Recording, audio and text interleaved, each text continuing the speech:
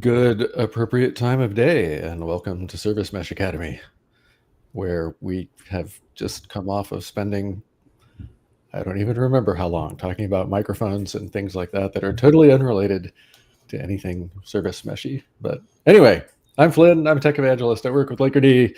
This is Phil. Phil, you can introduce yourself. My name is Phil Henderson. I'm a solutions engineer at Buoyant. I work with many Linkerd implementations, hundreds and hundreds of them. So I get to see all the fun things about Linkerd daily. So hopefully I sound good enough after our whole microphone conversation. Sounds good. I'm not sure fun is always the word I would use for some of the situations you have to wrangle, but hey, I'm glad you enjoy it. I've often said it before, but Phil gets the difficult job of keeping the customers happy, and all I have to do is teach people about things.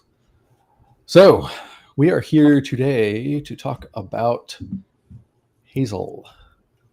Specifically, we are here today to talk about reducing, I think the official title is how to reduce your cloud spend with HAZL. We're talking about reducing costs, right? On the agenda for today, we will quickly talk about what Linkerd is, because I feel like every time we do this, we have people who are new. So we'll do that. We'll do that quickly. We'll go into what HAZL is, why you should care about it. This comes with an introduction about zones and regions and all that kind of stuff, because some of that doesn't always make sense. And then we will get into the demo. We have relatively fewer slides today and relatively more demo today. And as always, we will be talking about the gotchas. There are always That was exciting though. So it's going to be a very exciting demo. So less slides, more exciting demos. We hope. I actually feel pretty good about the demo. The demo's been, of course, now that I've said that, it's going to blow up in my face, right? Isn't that the way it works? To follow along, which we hope you will, you can scan the QR code there to get to the repo, but it's the Reduce Costs with HAZL directory in the Service Mesh Academy repo. HAZL is a feature of Buoyant Enterprise for Linkerd. You will need to use Bell. You cannot use open source Linkerd for this. That means that you will have to sign up for a Buoyant account. It's free. It's quick. Really, we don't send you spam or anything. It'll be fine. I will be using Bell 2.18.3. Everything I'm doing should work fine in definitely any of the 2.18s, probably as far back as 2.17 maybe. I don't quite remember when some of these metrics came in, but any of the 2.18s, you'll be fine. I will be using a multi-zone K3D cluster. The demo doesn't really care what kind of cluster you use, except that it wants at least one working load balancer. The requirement here is that you must be using multiple zones, which means that you must be using multiple nodes. And we will talk a bit about how to get this set up with K3D. If you want to use K3D for it, it's not that hard. I know how to do it with Kind. I don't actually remember why I decided to use K3D instead of Kind for this demo. I think it was just that I had an earlier version that used K3D, so I cannibalized it. But yeah, pretty much any cluster works fine. You will need K3D, obviously, if you're going to use K3D. You'll need kubectl, you'll need the Linkerd CLI, and you will need the tool BAT if you're going to follow along by looking at the source code that I am using. And I would, of course, recommend that. Obviously, you do not have to follow along. You can just watch. That's probably less fun than following along, but you never know. You realize, by the way, Phil, one of these days I'm going to make you do the what is Linkerd slides. That's all right. Linkerd is a service mesh. People already know this, so we're going to go through this quickly. An infrastructure layer that provides security, reliability, and observability at the platform level uniformly across the entire application without making you change the application. This is a good thing, right? We like this. You care about this mostly because of the shift into the microservices architecture, where everything the microservices do is communicating over a network that is fundamentally insecure and unreliable. You can't change these things about the network. They are properties of the way we build it.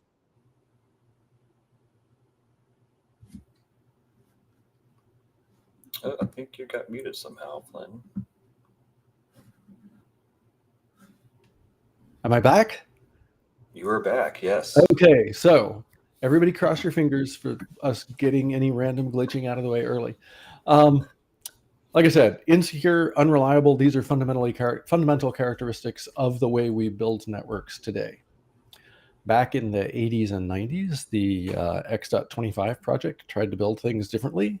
The fact that you've probably never heard of the X.25 project should tell you everything you need to know about how well that worked out for people.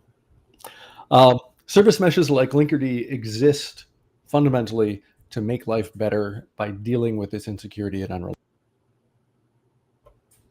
And most meshes out there work by adding a proxy, which we call a sidecar, next to every one of the application pods.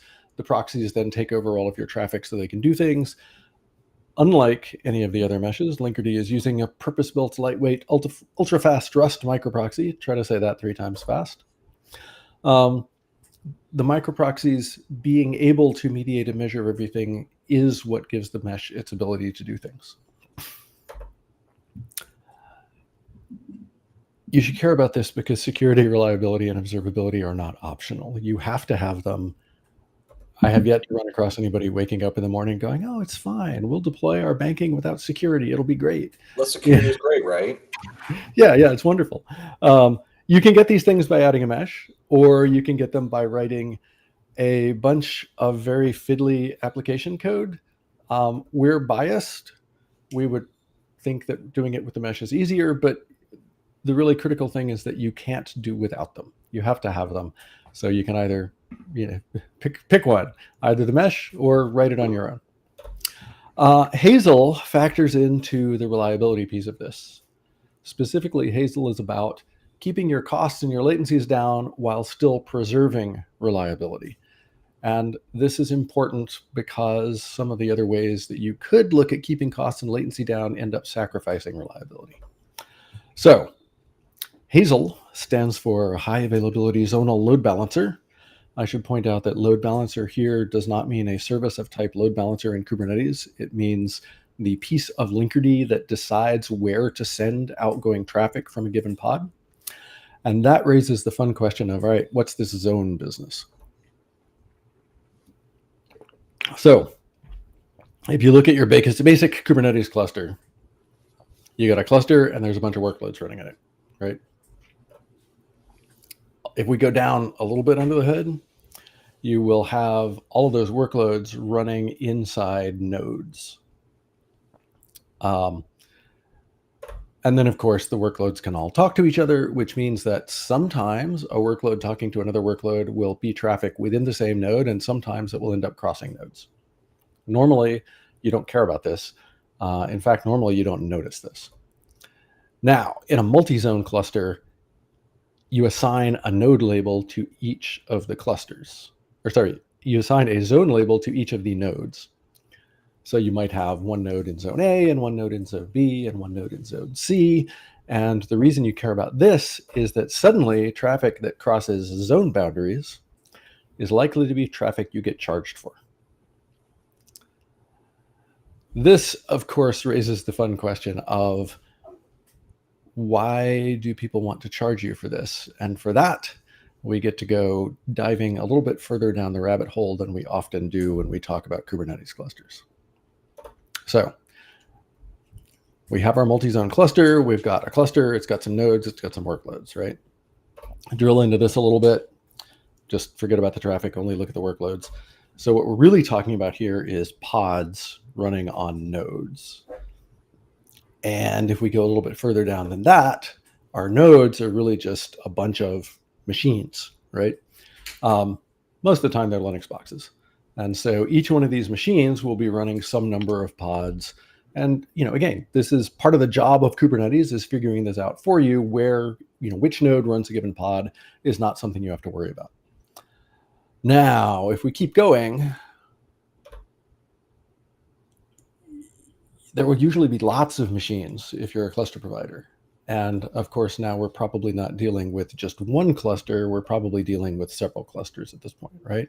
But you've got a bunch of Linux boxes that you have to go through and orchestrate. I should also point out, these might be physical hardware. They might be virtual hardware. You don't really care. At some point, they have to be running on real physical hardware though, right? So, generally speaking, we will be collecting all of this hardware into a data center. I think Phil and I both have a certain amount of PTSD when we think about data centers.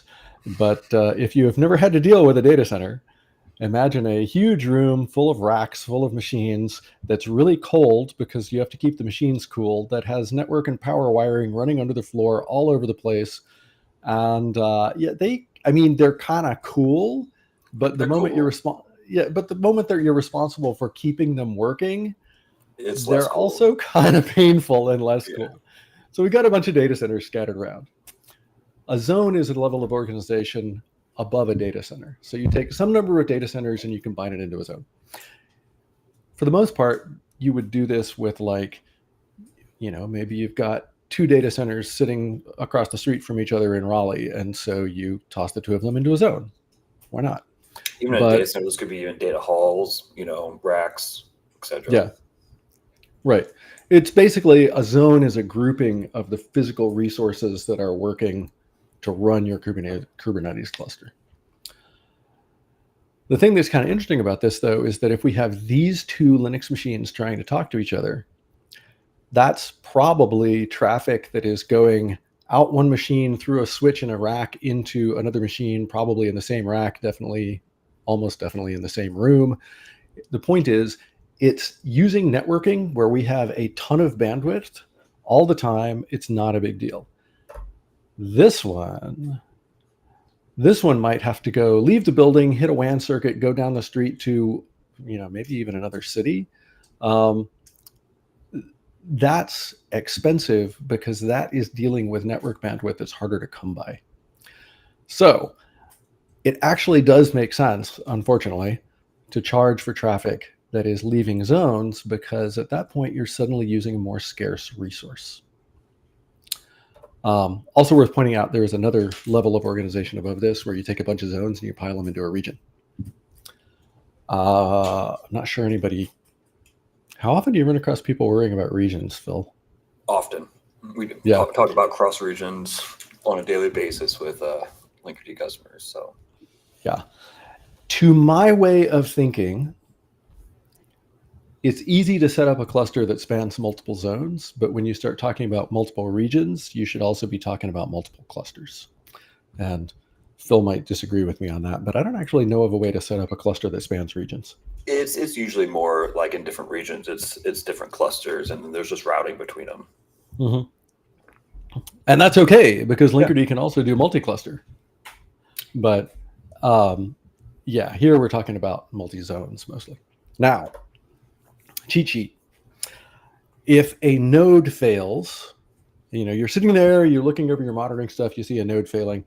That is probably just one of those Linux boxes we've been talking about has crashed or something on that order of things. Kubernetes will restart it. Meh, no big deal, right? If you suddenly see a whole lot of nodes fail, maybe a server rack lost power, or more dramatically, maybe an entire data center caught fire. And before you start going, oh, that would never happen, I have actually had to deal with that in my career. Thankfully, I didn't own the data center, but I did own equipment in the data center. It was no fun at all.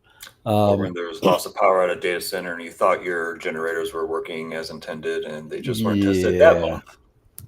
Fun fact, when shortly after I left college at my alma mater, the city grid failed, the generator came online, everything was working great, and the $20,000 automatic transfer switch that was supposed to switch over to generator power failed.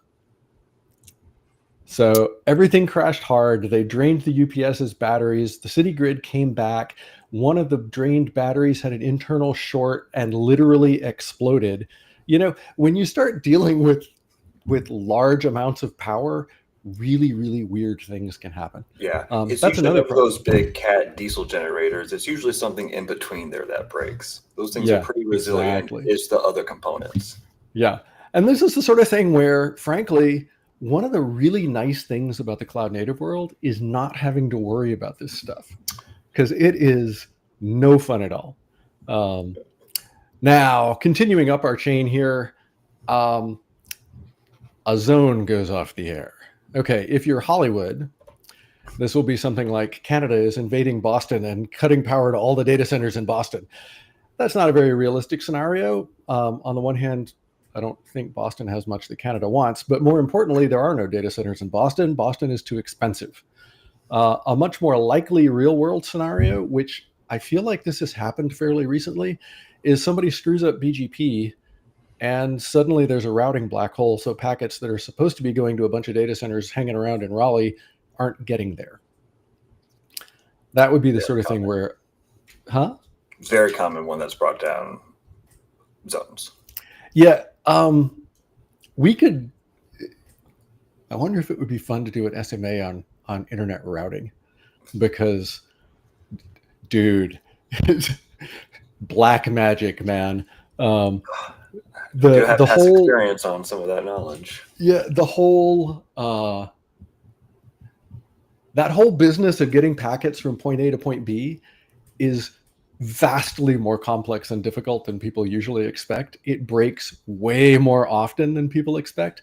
And the fact that we don't normally notice is one of the most impressive things about the modern internet. It really is. Continuing up the chain, a region going down. The Hollywood scenario is a meteor strike has just taken out the eastern seaboard in the United States. And again, the more realistic version is somebody screwed up BGP. If it ain't the DNS, it's routing. Yeah. Or fiber cuts, that's always a fun one to deal with. It's hard to take out I think it's hard to take out even a zone with a single fiber cut. You'll take out a data center. You could take out a data center, yeah. But in a zone situation, most zones are, comprised of many data centers. So hopefully, and also they should, we wouldn't notice it. Yeah, they should have redundant routing as well. And that's the morally prescriptive should. If I were setting up a zone, I would have multiple pipes in and out of it so that a single fiber cut couldn't take me down. But, that's expensive. Anyway, the point here is that the reason that you do multi-zone clusters is to help you deal with the situation where an entire zone fails, which is not all that common, really. The problem is that if it does happen, it tends to be the sort of thing that doesn't get fixed in an hour because there's weird stuff going on. And so you would rather be resilient to it if it does happen, especially if you're doing something like banking or healthcare or stuff like that, right? Critical services should be, high availability, right?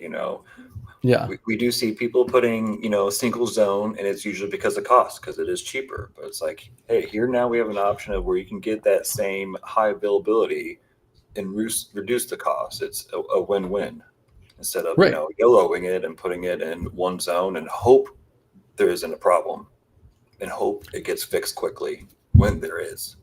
Yeah.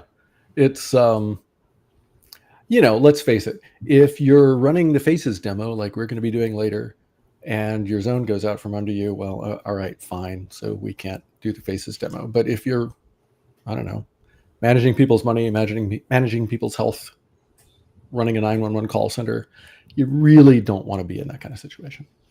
And yeah, the traffic across zones, as we mentioned before, it costs money because bandwidth between the zones is more limited. You're getting into the physical layer of things, but that's the downside. Multi-zone clusters get expensive. So what you would like to have happen is in this situation where we have our 3 zones, you would like only this, where a given workload only talks to replicas in its own zone to keep the cost down. But of course, if that bottom workload crashes, you want to allow traffic to go outside the zone until it recovers, because that's how you get your reliability. This is exactly what HAZL does. That is the purpose of HAZL, is to do what the last slide shows. As long as things are working, we keep traffic in zone. If they stop working, or if they get slow, go out of zone. Anything that you wanted to add to that before we start talking about the demo? No, I think we covered it pretty well. I think, I'm from Missouri, so I'm in the show me state, so I like the demos. All right.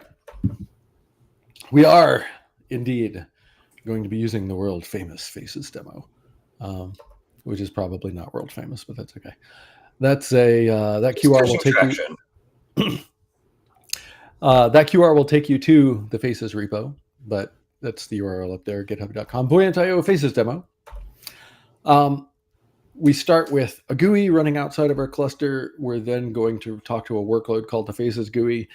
I am cheating. I am letting the Faces GUI workload pretend to be an English controller, just because it helps keep things simple when we deploy. In turn, that will talk to a workload called Face, which talks to Smiley using HTTP, and it talks to Color using gRPC. Smiley returns this grinning face normally, Color returns this blue color, Face composites the two together, and that's what the Faces GUI shows you. Each one of those cells is a separate call through to the Face workload. What we're going to do for this demo is we're going to run 3 zones. So we will have a Smiley in zone A, and a Smiley in zone B, and a Smiley in zone C, and the same for Color, and they will all return slightly different things. So you'll be able to immediately see if we're dealing with stuff, which zone we're dealing with, basically. It's hard to show this on this slide, but all of those Smiley deployments are behind the same service called Smiley. Typically, you would do this a little bit differently. Typically, you would do this by having one deployment called Smiley, and then you just use pod anti-affinity to get we'll talk about this a little bit more in the demo. Typically, you would just use pod anti-affinity to spread your pods across nodes and therefore spread them across zones.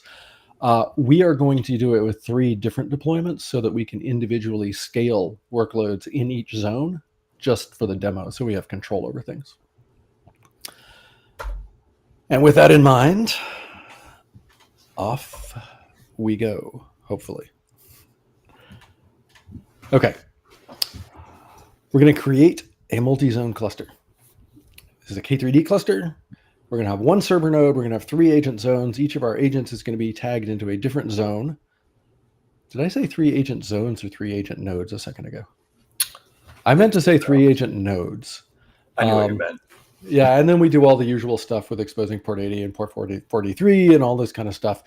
But we are going to do this by having a K3D YAML configuration rather than trying to do it all from the command line, because doing it all from the command line would be a mess.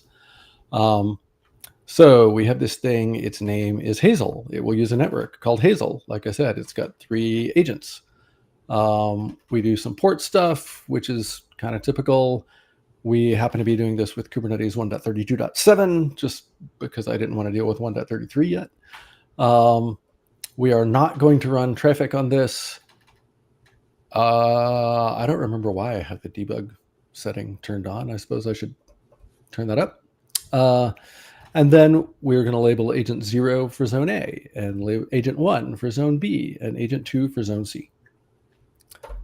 So off we go. It's always a little bit creepy to be doing this where you kind of go, yeah, part of the demo is creating the cluster. I hope it comes up. Anything in a cloud provider is going to have a lot of this already for you. Those labels for topology, or even if you're setting things up on-prem, most of those are aware of what, if you're labeling your zones correctly in your on-prem infrastructure, a lot of that's just things you don't have to worry about because you'll have your cluster ready. Or phrasing that slightly differently, in a lot of situations, this will be somebody else's problem. Amazon, in particular, is very, very fond of creating multi-zone clusters by default, which is kind of interesting. All right, so we've got our 4 nodes running. They are all ready. Oh, good. And that means we're ready to go. So next up, we shall install Buoyant Enterprise for Linkerd. Again, you will have to go sign up for a free account with Buoyant at this URL, https://enterprise.buoyant.io.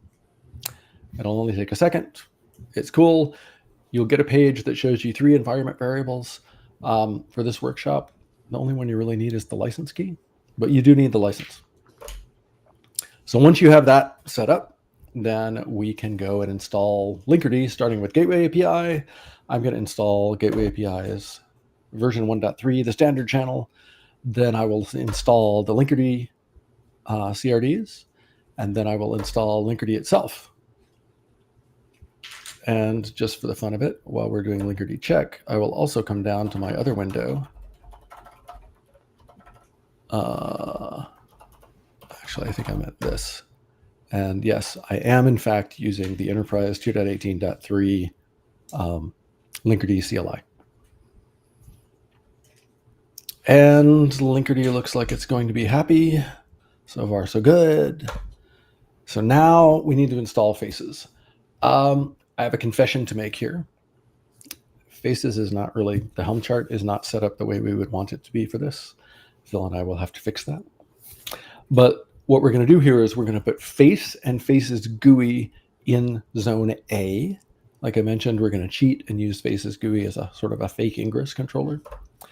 And then we're going to put Smiley Zone A into Zone A and Smiley Zone B into Zone B, et cetera, et cetera. And we will do that with 3 different deployments, all of which are behind the same service. So, oh yeah, and we're going to tell Faces not to fail all the time like it normally does.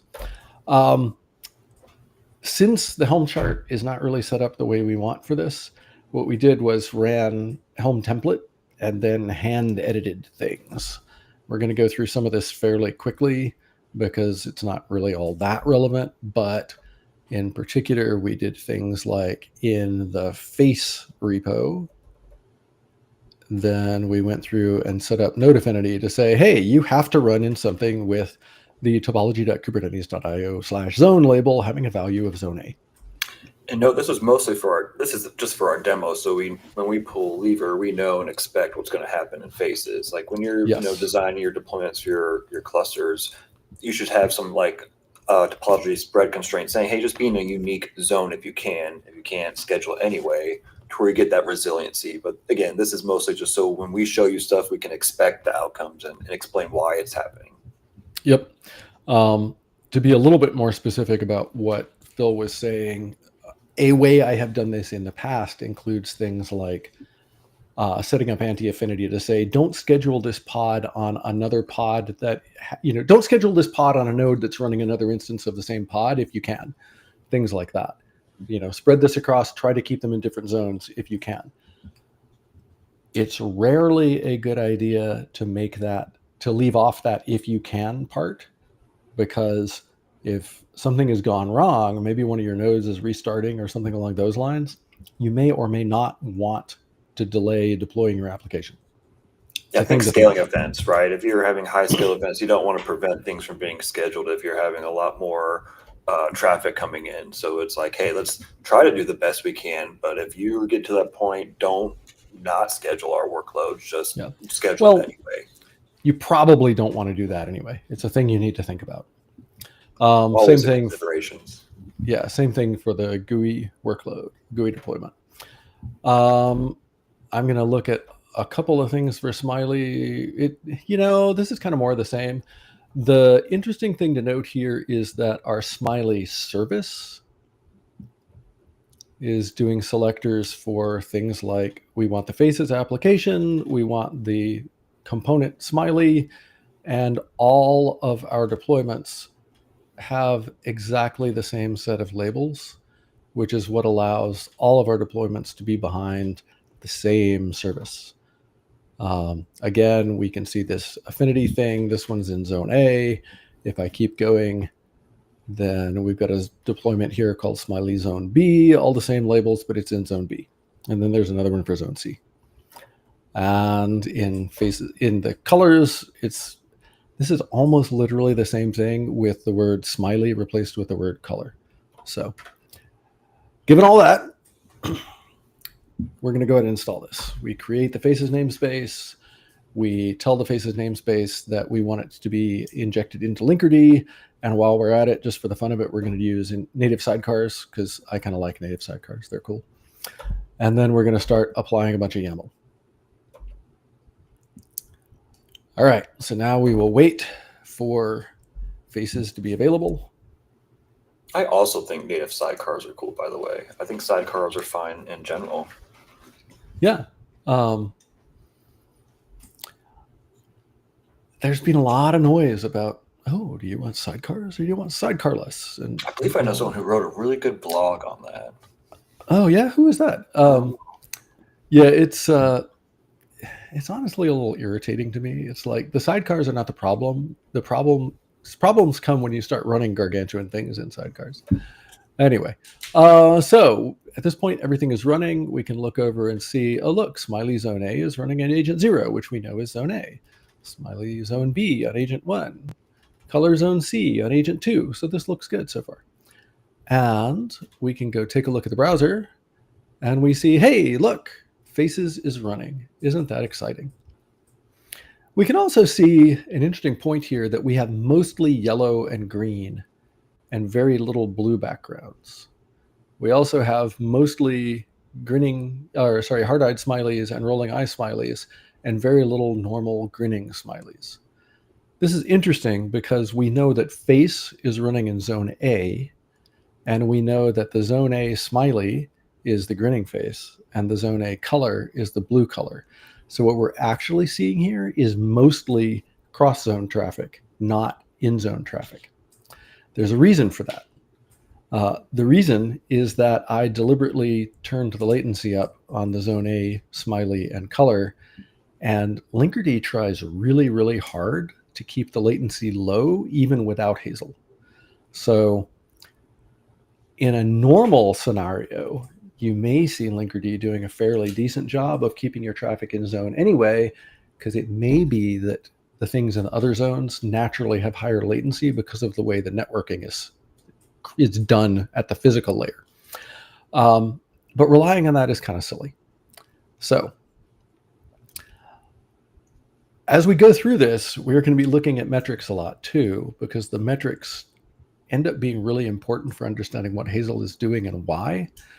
And if we have time, we may take a look at this with Grafana. But during the demo, we're mostly going to be looking at it using a horrible Python script that does things like this. And for now, just ignore those things that say raw and scaled. For now, you look at it and you say, oh, look, color traffic is mostly going to zone B and zone C. And smiley traffic is also mostly going to zone B and zone C, 9% to zone A, or 5%, 52%, 41%. So the metrics bear out what we're seeing in the browser, which is always a nice thing when things line up. Now, I am going to just leave that running down here pretty much for the rest of this demo.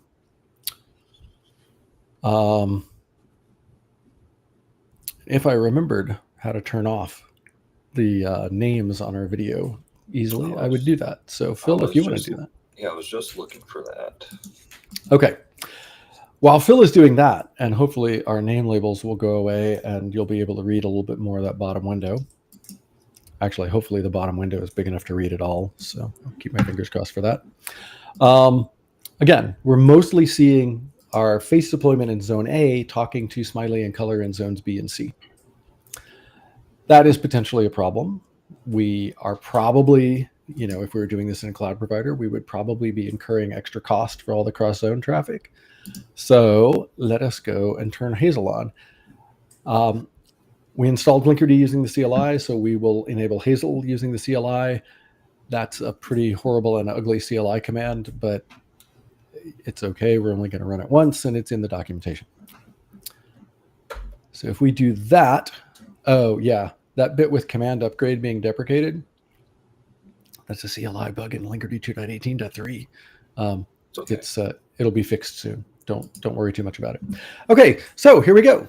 We now have goodness happening in the browser. We have only grinning faces on blue backgrounds, which means that our face workload is only talking to zone A. And we can see in the metrics window down at the bottom, we now see 100% of color and 100% of smiley going into zone A, which is what we want. Kind of cool, huh? Turns out this actually is a thing we could get by turning on the native Kubernetes topology-aware routing. But the thing that does not give you is resilience. And to demo that, we shall scale our zone A color deployment down to 0, at which point we will immediately start talking to a different color in a different zone. And if you look down here in this bottom window, you can now see that 100% of the color traffic is going to zone B. There's no particular magic about zone B here. As I've run this demo multiple times setting it up, about half the time I see it go to zone C, and about half the time I see it go to zone B. It's just HAZL works at the level of endpoints. All the endpoints in zone A just went away, so it reached for whatever endpoints it had, grabbed one of them, and started using it. So if we bring color zone A back, then it will magically start taking traffic again, because HAZL is going to try hard to keep everything in the same zone, and now it can. Always kind of cool watching the way this stuff works. I can't find our name thing, so I'll apologize. I didn't want to mess up what we have going on while we're live. Yeah, let's just go with it. We'll figure it out for next time. Apologies, chat. So we can also show this with our Smiley workloads. And just for the fun of it here, we're going to scale both of our smileys in zone A and zone B down to 0. As soon as I scaled zone A, you saw it immediately switch, in this case, to zone B. I'm now going to do that, and it immediately switches over to zone C. I actually kind of got lucky there. About half the time I do this demo, it goes straight to zone C, and then you don't get to see it take the 2 steps. So at this point, an interesting thing can happen where if I bring zone B back while it's talking to zone C, let's wait here until we know that zone B is really running again, and absolutely nothing happens. And the reason for this is that HAZL works by it has a concept of what is a good steady state. And if it's in that good steady state and things change, it just leaves you alone. Rather than constantly messing with your routing and potentially confusing things, it'll just leave it going. At this point, we still don't have any endpoints in the zone that we want, so it has no real reason to change things between one zone and another. If we bring zone A's smiley back, then we will see HAZL change, because now it has stuff in the same zone, and that's what it wants. Anything you want to add to this, Phil, before we start getting into some of the other weirdnesses of HAZL? Nothing that I don't think you're going to cover here soon, so I don't want to spoil anything. One moment then.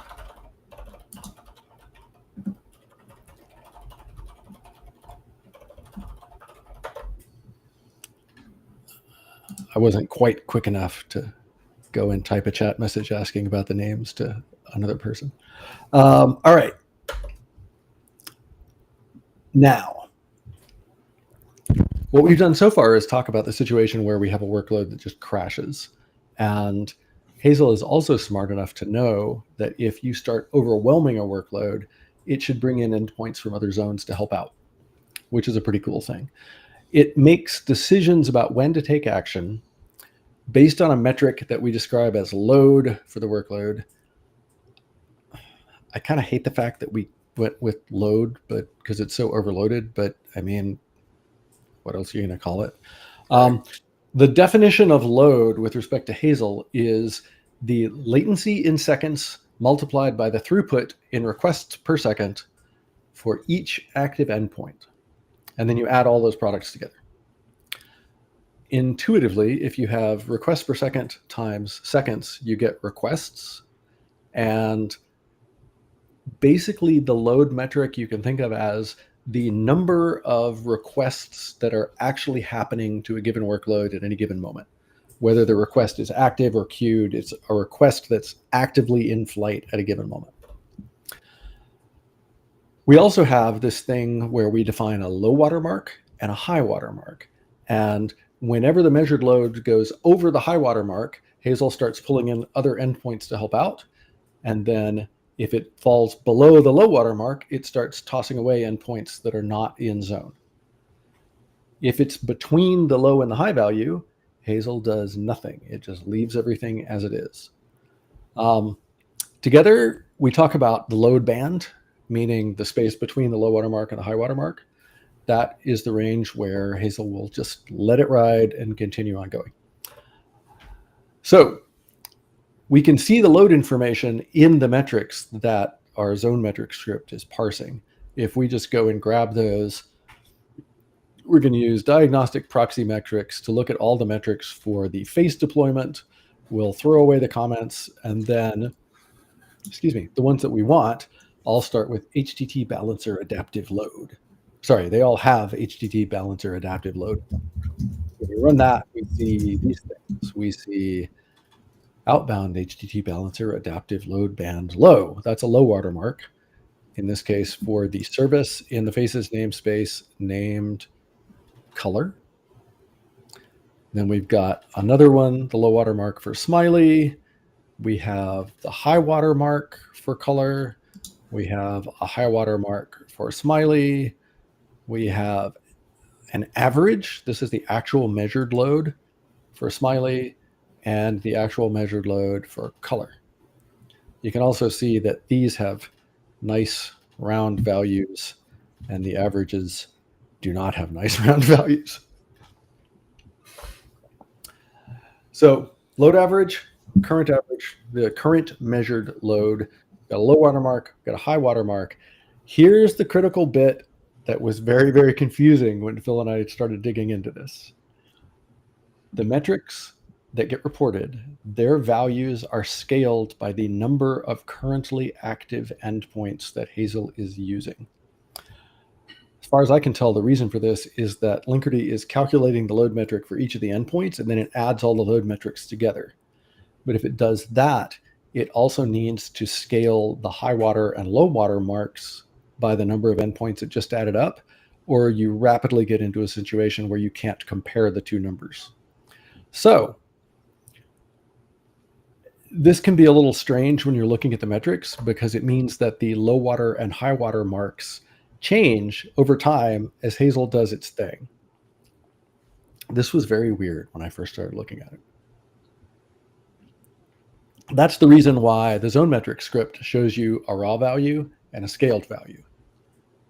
The raw value is what we actually get from the metrics, and the scaled value is the value from the metrics divided by the number of active endpoints that the zone metric script sees going on.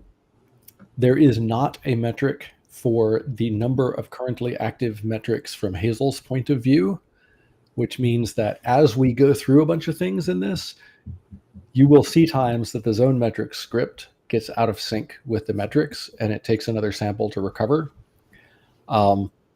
Welcome to the real world, I guess. You know, sampling is hard. Yeah. But it's okay, because as we go through this, one of the things you're going to find is that tuning HAZL and watching the way HAZL works really does take a certain amount of time. You have to be a little bit patient and wait for your system to sort of converge on a steady state before you start making judgments. So in the real world, you would typically alter the conditions that you're measuring by altering how many requests per second your system is doing, right?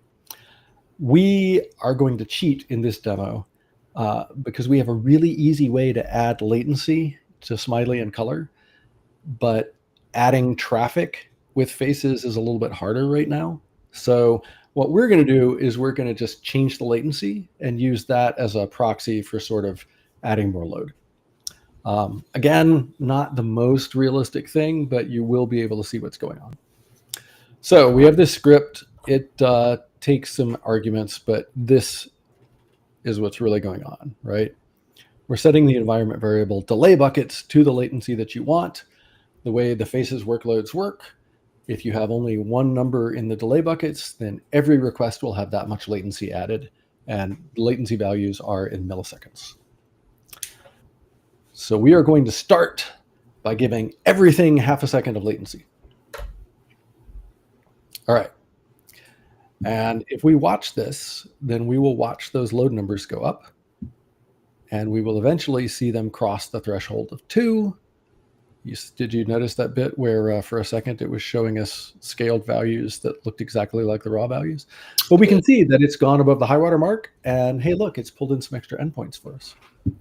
We can also see, and I really hope this is legible, our raw value here is 1.6. Our sorry, this is the raw low water mark, the current load average, the raw high water mark, and those are all, oh, hey, look at that. The load kept going up even at 500 milliseconds. But if we scale that by the 3 endpoints that are active, we get 0.8 and 2, which are the numbers that we started with.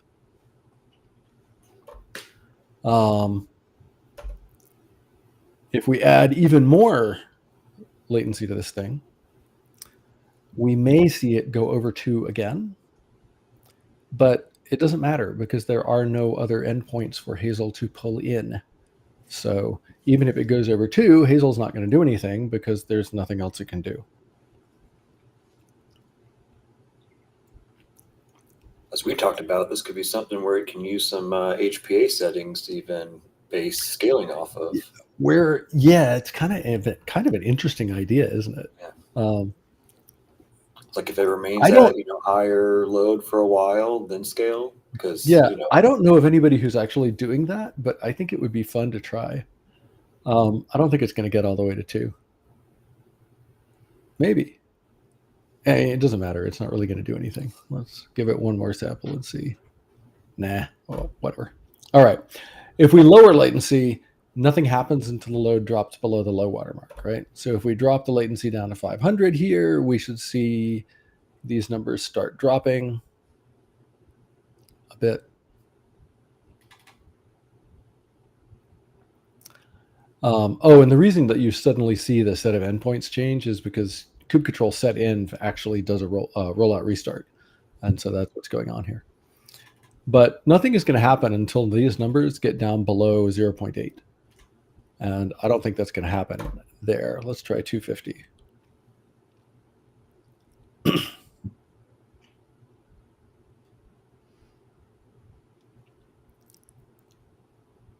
Now you got me thinking more about that HPA idea, Phil. Thanks. Really appreciate that.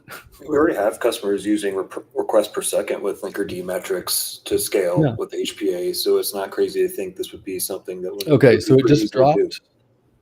Sorry to interrupt, but it just dropped there, and you see that there are now only 2 endpoints instead of 3 endpoints because the load got below the low water mark, and so HAZL tossed out one of those endpoints that are not in zone A.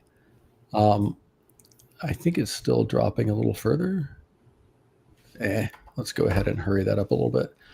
We'll just set the latency all the way to 0, which isn't realistic, but, well, it kind of is because 0 really means no added latency. So, this is letting faces run as fast as it can. And here we should definitely.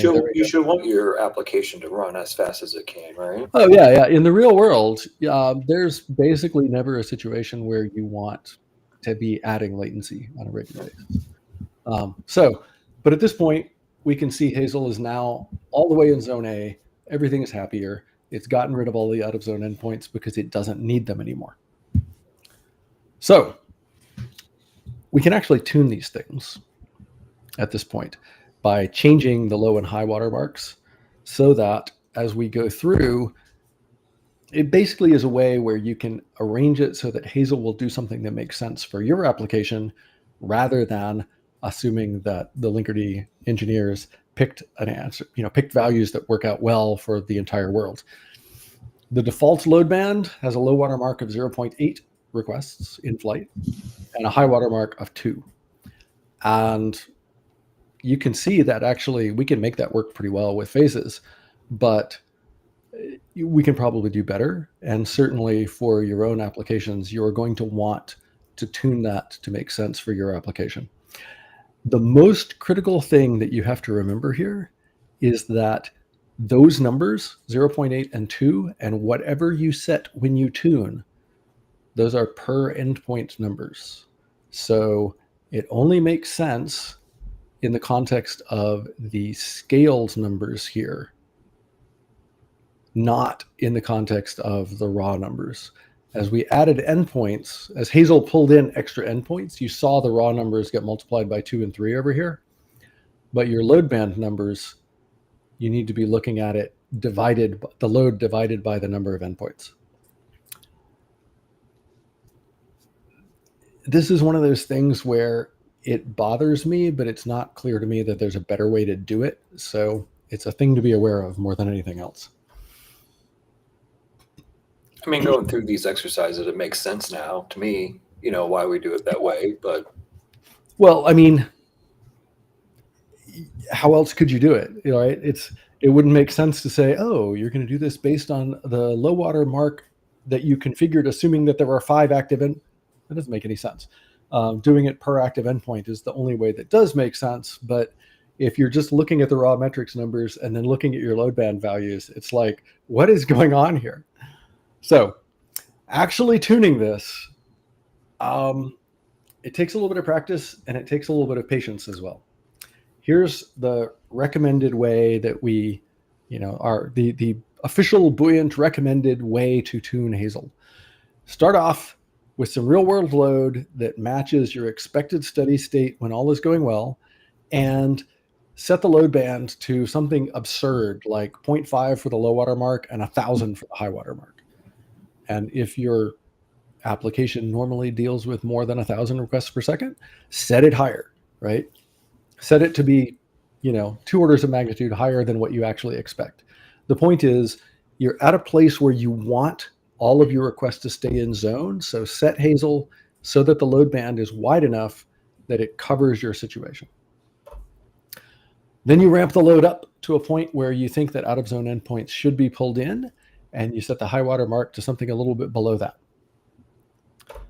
Then you ramp it back down to a point where you think it's safe to start dropping out of zone endpoints, and you set the low water mark to about that, or maybe a little higher. And it should go without saying, but you will need to make sure that the low water mark is less than the high water mark. It's kind of fun to think about, like, what would actually happen if you could set them the other way around, and the answer is nothing good. yeah, But don't do that. yeah, I'm pretty sure HAZL will not allow you to do that. But yeah. And yeah, this does take a certain amount of time and a certain amount of patience, but it really, really improves the user experience. So it's worth doing. So we're going to go ahead and do this for faces. And again, instead of, we're going to be messing with setting the latency directly, which is a little bit weird compared to the real world, but it works out okay for demonstrating what we're doing here. So we're going to start by sticking this annotation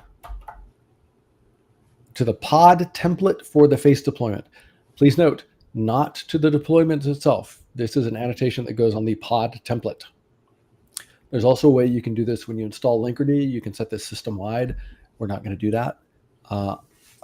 I generally tend to think this is better done per workload anyway, but I mean, this is the same way we would do with like tuning any workload with Linkerd. It always goes on, the spec for the pod and not on the deployment. So any of the proxy configurations we do per workload. So it follows the same pattern for what we're already been doing. Yep. So we should be familiar with most Linkerd users. I am not going to lie, though. I have personally messed that up more times than I would care to admit. So it's worth calling out. So there we go. And as we do this, in a second, we will see, keep your eye on the bottom window for a moment. In a second, there you go. The raw numbers now have switched to say 0.5 and 1,000. And that's absurd, but it means that HAZL won't do anything. So we're going to set the latency to 200 milliseconds because we're just going to pretend that that's a reasonable amount of load for this particular scenario, this particular application. And if we do that and we watch for a bit, then we'll see the load numbers going up.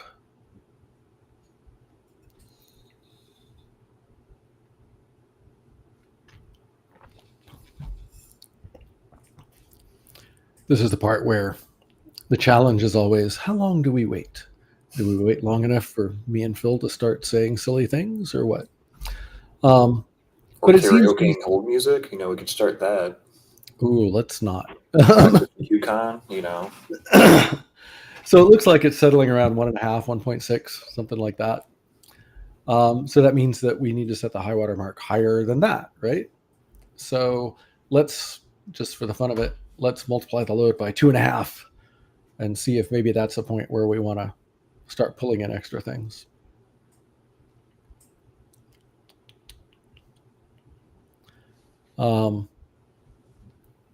That is actually really high. I don't think I was expecting it to get quite, I probably should have expected it to get quite that high, but yeah, whatever. That is higher than I want. I think that I think we should start pulling in extra endpoints before we get to this point. So let's ramp the load down a little bit from 500 to 300, and let's see what happens. Those cursing faces are because we are doing rollouts and we only have one replica active right now. Yes, we probably need your laptop to still stream and stuff, so we don't want to have too many replicas, screaming for help. Yeah, exactly. Excuse me. But in a normal environment, you would, of course, run numerous replicas of your application. Yeah. I hope you are, at least, right? Yeah, we would definitely hope so. So, okay, this looks like it's settling around 2.5, which is good. So maybe we can set the high water mark to 2. So if we try that.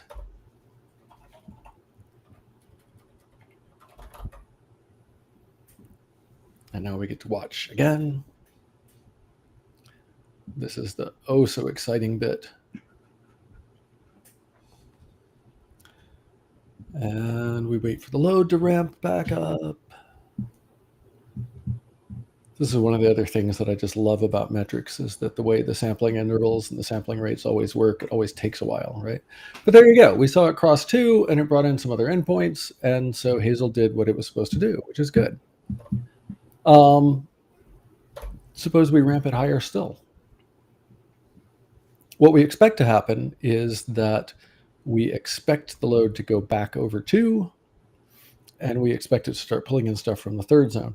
I should also point out that you won't always see a sample from the script that is greater than the value, because again, we have, there are sampling intervals here. And so HAZL can take action before the sampling for the metrics shows up correctly. But 1.97, oh, come on. I know you're going to go over 2. Just go ahead and do it.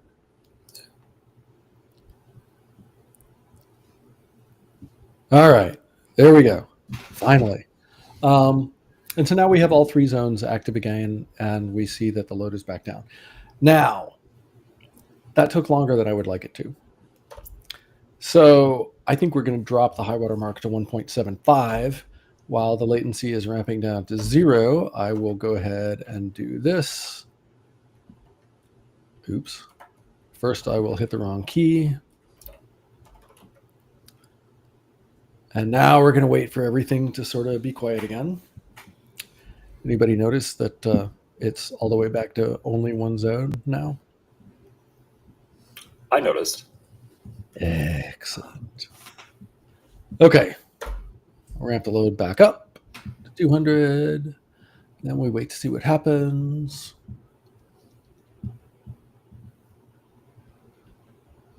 I actually really want to improve that metrics.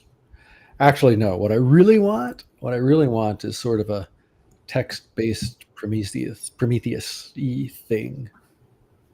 That would be nice. It's kind of fascinating to think about that. So again, we went up to 200. It's about 1.5 as we expected. Push it up to 300. We should see it cross 1.75 fairly quickly, I think. There we go. There's the second zone coming in. And in fact, that was enough. Yeah, okay. Not enough for the third zone. Good.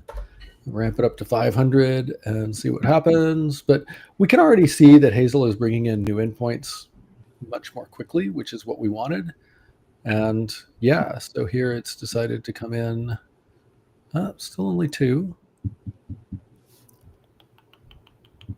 There we go. There's the third zone. So, again, at a high water mark of 2, it was doing its job. It was just being slower about it.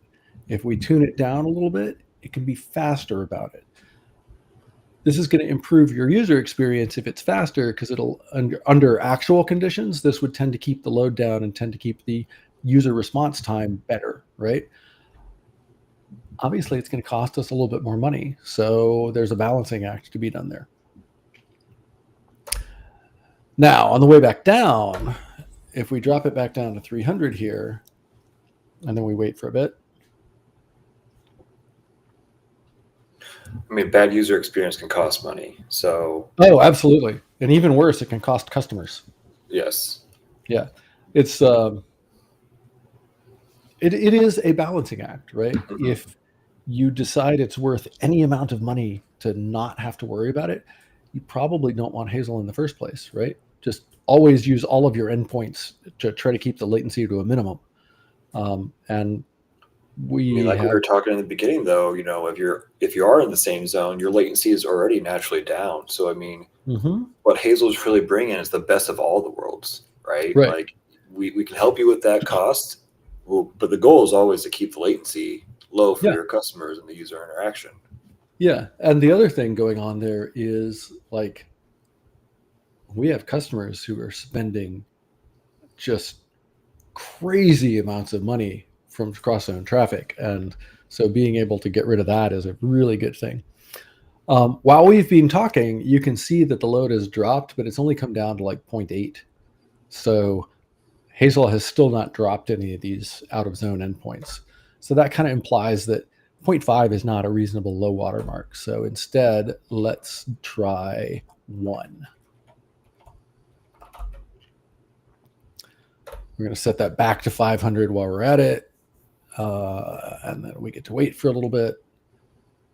This bit where we suddenly got rid of all of the out-of-zone endpoints, that is artificial. That happened because we had to restart the outbound proxy when we set the annotation. And so it took the metrics a little bit to catch back up to the actual load. But, all right, at 500, we have all 3 endpoints as we expected. So let's go ahead and drop it down to 300. I think this will let us get to something low enough that we'll throw out one of these zones. There's one other win, by the way, of directly setting latency for this demo rather than modifying requests per second, which is that the demo is pretty much working the same way, even though I'm doing the streaming right now. Admittedly, my laptop still has CPU to spare, but yes, running a load tester locally, it's a big CPU. I've done it. It's a little unfortunate sometimes. So yeah, we can see here it went ahead and kicked out one of those zones, which is good. So now we're presumably spending less money across zone traffic, right? If we drop the latency down to 200, which you'll remember is kind of what we were going, oh yeah, that's a reasonable number. If we drop it down to 200 at this point, then I expect we're going to see the second zone go away too. Poof. And come on.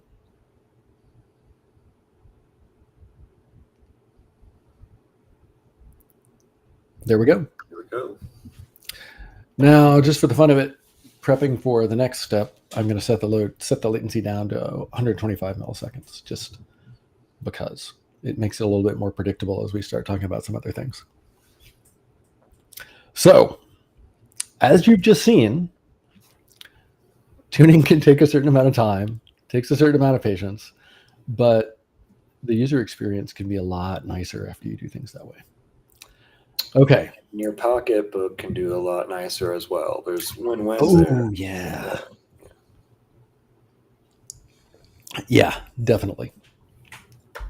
All right. Quick demo here. HAZL actually works with other Linkerd features, which is kind of cool. So in this case, what we're going to do is we're going to make all of our smiley workloads less good. We're going to set the error fraction to 25% so that a quarter of all the requests going to the smiley workload in any zone will fail. And you will see a cursing face there instead of the grinning face. Now at this point, HAZL is still keeping everything in zone for us. So let's turn on retries. And when I do this, keep an eye on the average load for the Smiley workload down there in the metrics. I was gonna say we're kind of getting a bad user experience here. We have something looking like it's cussing at us. Yeah, but not anymore because we just turned on. Could have been customers. Well, yeah. If you look down at the metrics window, you will see the load going up on Smiley because, as I've said in a couple of places, the point of retries is not to protect the workload. The point of retries is to protect the experience of the caller, ultimately the user experience. Retries add load. They do not take away load. They always add. And you can see that in the metrics. The average number of requests in flight to the Smiley workload just went up because we're now doing, More work. More work. It's if you set the error fraction to 25%, you end up with an increase of, I want to say something like an increase of 40% or 50%. Because of course a certain number of your retries will fail and have to be retried as well. So things get pretty fascinating with that. So yeah, load goes up, but that's okay because that's expected. If we bump the latency now, then after a little bit, we're going to see the load on Smiley cross the high water mark, but we should not see the load on color cross the high water mark. And you can see that is exactly what happened. So HAZL here is still doing its job of trying to pull in endpoints to meet the needs of the application, but it only does it in the places where it really needs to. It doesn't need to pull in extra endpoints for color, so it doesn't, which is pretty cool. You can watch all this stuff going on. I think that's pretty much it for this demo, incredibly. That is it. There was a couple of those custom faces, sneaking their way through, but that's where you could have easily added, more retries. And then, again, we were taking a little bit more load, but, again, HAZL's going to work. We're going to bring endpoints as needed, right? And we're not going to get a bad user experience on the other side. And the cursing faces sneaking in there were because we also set the maximum number of retries to 3. And at a 25% error rate, if you do the math, you'll find that, every so often one's going to slip through. Yeah. Right. Because 3, a quarter of them are going to fail. You work out the math. It's going to happen. There are actually a couple other things that we thought would be fun to show that we didn't do for various reasons. The 2 really big ones would be multi-cluster HAZL. The TLDR for running HAZL with multi-cluster and flat networking is that it just works, but it would have been fun to demo it. So maybe especially with federated services and piggybacking off our last SMA, where we talked about federated services, where pair those 2 together, it's a very magical thing. It's very cool, and it just works, like you said. Yeah. So I think I'm going to try to go and maybe add that to the repo afterwards. That would just be cool. And we're at 70 minutes. We could maybe try to show some Grafana. I don't think we really have time for that. I think that would end up taking a while longer. But all of the things that my metric script is looking at there are just normal scrapable Prometheus metrics. So you can go through and pretty easily have Grafana go through and show you pretty little graphs of things. And that's also kind of cool. We will definitely add this to the repo. There's a Grafana dashboard that Phil and his colleagues over in customer success have put together that can actually show you things like you are spending this much money on cross-zone traffic right now. Through the link up there at the bottom, you can find it on Grafana Labs. If you search for Linkerd HAZL, you can find it pretty easily. And it's all you need is a Grafana instance running Prometheus locally, and then you can add it. If you're already using Linkerd, you can see what you're spending in cross-zone traffic today. So you can already see, money leaving your account. Yeah, it's pretty cool. But instead of showing that right now, let's talk about gotchas, because there are always gotchas. I don't think any of this will be a surprise. The first gotcha, as usual, is always that routing happens where you're making the requests. And from HAZL's point of view, HAZL is for outbound traffic, not inbound traffic. If you look over what we were doing there, we did things like configure the load band on the face deployment, which is the one that's making the requests to Smiley and Color. We didn't set the load band on Smiley and Color because they don't make any outbound requests. And HAZL is all about requests being made. In much the same way, retries, circuit breaking, things like that, they're about where the request gets made. The biggest one to me has always been, as I went through this one, that the metrics will talk to you about scaled numbers that have already been multiplied by the number of active endpoints, but you have to configure the load band using the per endpoint numbers before they get multiplied. So that was very confusing until I figured out what was going on in the beginning. That's a really good one to remember. Also, you cannot currently configure HAZL per target. So you set the load band on face, and that's going to affect requests to Color and requests to Smiley. You can't currently set a load band for Color and a different load band for Smiley. I understand that this is a roadmap item. I'm looking forward to that happening. So, yeah. Anything else that that you think is worth mentioning here, Phil? No, I think you covered it pretty well. The demo worked great as we expected, so that was a huge win. Like we were talking about, we were placing things in zone, so when we pulled a lever, we would know exactly what would happen. But typically, as when you're deploying stuff, you shouldn't see need a lot of that.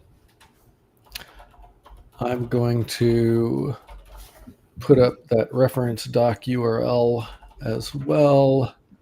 So Phil, if you have anything else to add while I'm typing this, that would be good. Probably nothing useful. Oh, well. I could start doing, practice for KubeCon karaoke, but I think our stream numbers would drop drastically from Let's skip thousands that. to 0.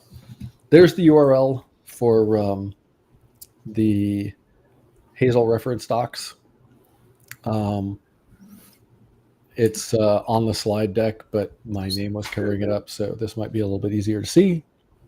Basically, if you go to docs.buoyant.io, then you should be able to find the HAZL reference. That's got a bunch of useful stuff.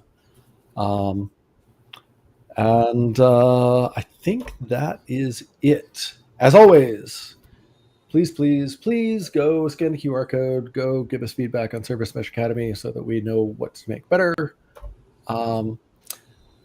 We did use Buoyant Enterprise for Linkerd for this one, and HAZL is a feature of Buoyant Enterprise for Linkerd. So if you want to use it, this is where you go.